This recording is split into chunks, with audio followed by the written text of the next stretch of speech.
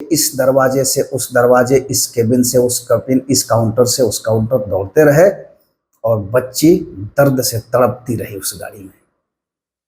शर्म आना चाहिए बिहार की शासन व्यवस्था, शर्म आनी चाहिए बिहार की स्वास्थ्य व्यवस्था पर। लेकिन चूंकि जिस तरह से मंगल पांडे दंभ भरते हैं कि हमारी स्वास्थ्य व्यवस्था बहुत बेहतर है और हमने अच्छा कर दिया है, उसी स्वास्थ्य व्यवस्था को ये आईना दिखाती हुई तस्वीरें हैं। कुछ दिन पहले कुछ यूट्यूबरों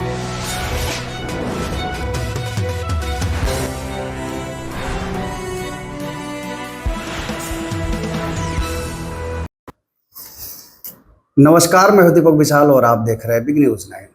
बिहार में इन दिनों काफ़ी खबरें आ रही है अलग अलग तरह से। राजनीतिक खबरें तो लगातार हैं क्योंकि बिहार में चुनाव है और चुनाव को लेकर के सरगर्मी काफ़ी तेज हो गई है।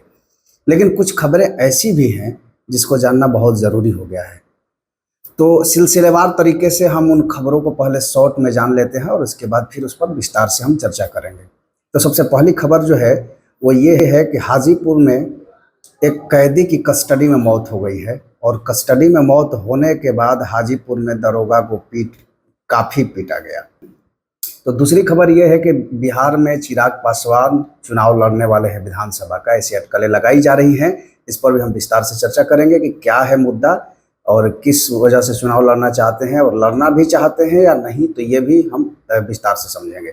तीसरी खबर है कि तेज प्रताप यादव, जो कि भी पिछले दिनों अनुष्का यादव से शादी को लेकर के काफ़ी चर्चा में रहे हैं, तो उनको लेकर के भी एक खबर है। और खबर ये है कि तेज प्रताप यादव ने लालू यादव और राबड़ी देवी के नाम से एक पत्र जारी किया और कुछ देर बाद उन्होंने तेजस्वी यादव के लिए भी एक पत्र जारी किया और उसमें एक साजिश की भी जिक्र किया है। क्या है वो साजिश, उस पर भी हम चर्चा करेंगे। और चौथी जो महत्वपूर्ण खबर है वो ये है कि 29 मई को एक 11 साल की नाबालिग लड़की के साथ मुजफ्फरपुर में रेप होता है और उसको एसकेएमसीएच में भर्ती कराया जाता है। वहाँ से रेफर किया जाता है पीएमसीएच में और पीएमसीएच में 4 घंटा वो गाड़ी में वो बच्ची तड़पती रही। उसके बाद उसको एडमिट किया जाता है और आखिरकार उसका मौत हो जाती है। तो ये कंप्लीट खबर है। आज की सिनेरियो में जिस तरह की खबरें चल रही है उसमें ये सब जानना बहुत ज़रूरी हो गया है कि क्या घटनाक्रम हुआ, किस तरह से हुई। तो चलिए शुरू करते हैं। सबसे पहले बात करते हैं हम हाजीपुर में सिपाही दरोगा की पिटाई। तो खबर ये है कि हाजीपुर में एक दरोगा की पिटाई हो गई। तो खबर ये है कि कस्टडी में एक केस के दौरान एक व्यक्ति को जेल डाला गया और जेल से उनकी सुनवाई कोर्ट में कराई गई 29 तारीख को। 29 तारीख को सुनवाई होने के बाद फिर उनको जेल में ले जाया गया और फिर उनकी मौत हो जाती है। और मौत परिजनों के अनुसार मौत मंगलवार को ही हो जाती है, लेकिन चूँकि मामला बाद में प्रकाश में आता है, जब उनके घर का कोई व्यक्ति उनसे मुलाकात करने जाता है तो पता चलता है कि उनकी मृत्यु हो गई है। अब वह प्रशासन क्या कुछ कह रही है वो भी आप सुनेंगे, लेकिन इससे पहले जानने की कोशिश किए कि ऐसी क्या घटना हुई कि कस्टडी में मृत्यु हो गई। हालांकि प्रशासन ने यह दावा किया है कि उनको अस्पताल ले जाया गया था और अस्पताल में ही उनकी मौत की पुष्टि हुई है। लेकिन सवाल ये उठता है कि किस तरह की व्यवस्था है जहां पर कस्टडी में ही किसी इंसान की मौत हो जाती है और ये बिहार की पुलिस प्रशासन व्यवस्था क्या कर रही है। कड़ी सुरक्षा, कैमरा, तमाम इंतजामात के बाद भी अगर किसी व्यक्ति की कस्टडी में मौत हो जाती है तो इससे शर्मनाक कुछ नहीं हो सकती है। लेकिन बहरहाल इस घटना के बाद फिर दरोगा हंगामा किया गया। हंगामा करने के बाद फिर दरोगा की पिटाई भी की गई। ये भी शर्मनाक है क्योंकि ऐसे हालातों में लोगों को संयम बरतना चाहिए, लेकिन दरोगा को पीटा गया। तो कुल मिला के ये मामला था कि कस्टडी में मौत होने के बाद आक्रोशित लोगों ने दरोगा को पीटा। चलते अगली खबर की ओर और विस्तार से समझते हैं कि वो क्या है। चिराग पासवान को लेकर के एक खबर सामने आ रही है कि चिराग पासवान अब बिहार में विधानसभा चुनाव लड़ेंगे और कयास लगाया जा रहा है कि वो दानापुर सीट से चुनाव लड़ेंगे। लेकिन इसमें कितनी सच्चाई है कितनी नहीं है ये तो बाद की बात है।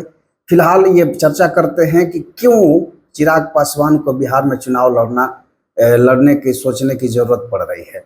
उनके पार्टी के तरफ से ये एक पत्र जारी किया गया है जिसमें ये कहा गया है कि बिहार पहली प्राथमिकता चिराग पासवान के लिए होनी चाहिए और वो बिहार आए और अपनी प्राथमिकताओं को लोगों के सामने रखें। तो आखिर कौन सी प्राथमिकताएं हैं? देखिए, चिराग पासवान अब चूंकि केंद्र में मंत्री हैं, सांसद हैं, ऐसे सिनेरियो में भी होने के बावजूद, ऐसे पद पर होने के बावजूद बिहार में चुनाव लड़ने जा रहे हैं और कयास ये भी लगाया जा रहा है कि वो सुरक्षित सीट से चुनाव नहीं लड़ेंगे, वो चुनाव लड़ेंगे जनरल सीट से। तो जनरल सीट से चुनाव क्यों लड़ेंगे, इसके लिए साफ ये बात सामने आ जाती है कि वो ये मैसेज देना चाह रहे हैं। अभी कुछ दिन पहले ही चिराग पासवान ने बोला था एक प्रेस कॉन्फ्रेंस में कि हमारी पार्टी सिर्फ दलितों की पार्टी नहीं है, दलितों पिछड़ों की पार्टी नहीं है, हम सबकी पार्टी है और हम सबके लिए आवाज उठाते हैं। तो ये जो जनरल सीट से चुनाव लड़ने का दावा किया जा रहा है, इससे साफ जाहिर होता है कि चिराग पासवान अब पिछड़े के तमगे से निकल करके अब तमाम बिहार में जनरल कास्ट और बाकी वोटरों को लुभाने में भी लग गए हैं। क्योंकि जिस तरह से उनका वोट परसेंट बढ़ रहा है, उनकी सीटें बढ़ रही हैं, उसको लेकर के चिराग पासवान अब अपनी छवि को एक बिहार के लीडर के रूप में करना चाहते हैं, सिर्फ दलितों के लीडर के रूप में नहीं करना चाहते हैं। और उसको लेकर के फिर ये दावा किया जा रहा है। अब सुनते हैं ये कि क्या कुछ दावा किया जा रहा है और क्या उनके कार्यकर्ता चाहते हैं। तो ये चिराग पासवान से संबंधित खबरें थी। अगला खबर है तेज प्रताप यादव को लेकर के। आपको बता दें कि कुछ दिन पहले ही सोशल मीडिया पर एक बवाल मचा हुआ था तेज प्रताप यादव के जो तस्वीरें सामने आई थी अनुष्का यादव के साथ। उसके बाद लालू यादव ने कार्रवाई करते हुए एक पत्र के जरिए उनको पार्टी और परिवार से निष्कासित भी कर दिया। लंबे समय तक तेज प्रताप चुप रहे, लेकिन आज उन्होंने एक पत्र जारी किया है सोशल मीडिया के माध्यम से और उन्होंने अपने पिता लालू यादव और माता राबड़ी यादव से अनुरोध किया है कि मुझे कुछ नहीं चाहिए, आप ही हमारा सब कुछ हैं और आप ही से हम हैं, तो मुझे कुछ भी नहीं चाहिए, मुझे किसी चीज़ का लालच नहीं है, कोई लालसा नहीं है। लेकिन उन्होंने एक शब्द का प्रयोग किया कि लालची जयचंद। आखिर ये लालची जयचंद कौन है? कहीं ये इशारा तेजस्वी यादव की तरफ तो नहीं है या फिर परिवार के और सदस्यों की तरफ तो नहीं है? बहरहाल ये तो एक सवाल ही रह जाएगा। लेकिन जिस तरह से उन्होंने इस शब्द का प्रयोग किया है, ये साफ कहा जा सकता है कि तेज प्रताप यादव का कुछ ना कुछ संकेत है और वो आगे क्या करने वाले हैं फिलहाल इसकी जानकारी नहीं है। कुछ देर बाद फिर एक पत्र जारी होता है। क्योंकि बहुत सारे सोशल मीडिया पर मीडिया चैनलों में ये कयास लगाना शुरू कर दिया जाता है कि ये जो लालची जयचंद वाले जो लाइन थे, ये कहीं ना कहीं तेजस्वी यादव के लिए कही गई हैं। लेकिन उसको क्लियरफाई करने के लिए तेज प्रताप यादव ने दूसरा पत्र लिखा और उन्होंने तेजस्वी यादव को अर्जुन और खुद को कृष्ण कहा। उन्होंने कहा कि मेरे अर्जुन से मुझे अलग करने वालों, सावधान हो जाओ। और उन्होंने इस बात का भी जिक्र किया कि तुम कृष्ण की सेना तो ले सकते हो लेकिन कृष्ण को नहीं ले सकते। तो ये बात भी उन्होंने साफ कर दी कि जो जयचंद और लालची जयचंद का जो उन्होंने जिक्र किया था लालू और राबड़ी के पत्र में, उसको लेकर के तेजस्वी पर जो उंगलियां उठाई जाती है उसको लेकर के उन्होंने क्लियर कर दिया कि तेजस्वी यादव को ये बातें नहीं कही गई है। हालांकि जो भी मुद्दा होगा वो तो सामने आएगी आज न कल। लेकिन बिहार में इन दिनों लालू परिवार के लिए अच्छे बुरे सारे चीज़ें हैं। चूँकि तेजस्वी यादव ने के पुत्र की प्राप्ति हुई है, उसको लेकर के लालू परिवार में खुशी का भी माहौल है। दूसरी तरफ तेज प्रताप को लेकर के परिवार के लोग काफ़ी चिंतित भी हैं। तो ये पूरा मामला इस तरह का है। आखिरी खबर पर हम बात करते हैं जो काफ़ी संवेदनशील है और सोचने पर मजबूर करता है। कुछ दिन पहले ही पीएमसीएच के पर एक सवालिया निशान खड़ा किया गया था कुछ पत्रकारों के द्वारा, यूट्यूबरों के द्वारा। तो ये सामने बात इसलिए आती है क्योंकि मुजफ्फरपुर की एक 11 साल की बच्ची के साथ दुष्कर्म होता है। जघन्य दुष्कर्म के बाद उसे एसकेएमसीएच में भर्ती कराई जाती है। भर्ती के दौरान इलाज होता है, लेकिन बेहतर इलाज के लिए वहाँ से उसको पीएमसीएच पटना में रेफर कर दिया जाता है। बच्ची को लेकर के उनके परिजन पीएमसीएच पहुँचते हैं और बच्ची के इलाज के लिए इधर से उधर दौड़ लगाते फिरते हैं और उसी दरमियान वो बच्ची 4 घंटे तक गाड़ी में तड़पती रही।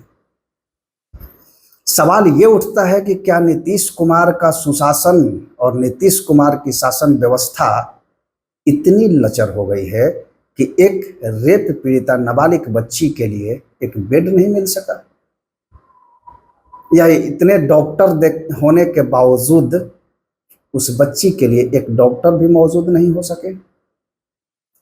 काफी सोचने वाली बात है। बहरहाल पूरे परिवार 4 घंटे तक पीएमसीएच के इस दरवाजे से उस दरवाजे, इस केबिन से उस केबिन, इस काउंटर से उस काउंटर दौड़ते रहे और बच्ची दर्द से तड़पती रही उस गाड़ी में। शर्म आना चाहिए बिहार की शासन व्यवस्था, शर्म आनी चाहिए बिहार की स्वास्थ्य व्यवस्था पर।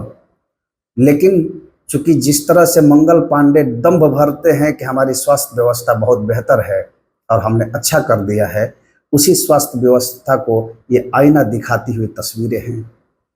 कुछ दिन पहले कुछ यूट्यूबरों ने हंगामा किया और उनके साथ पिटाई भी की गई पीएमसीएच में।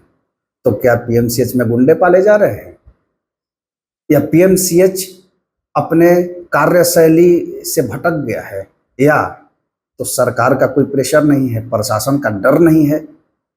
ये किस तरह की शासन व्यवस्था चल रही है? ये डॉक्टर हैं या गुंडे पाले जा रहे हैं?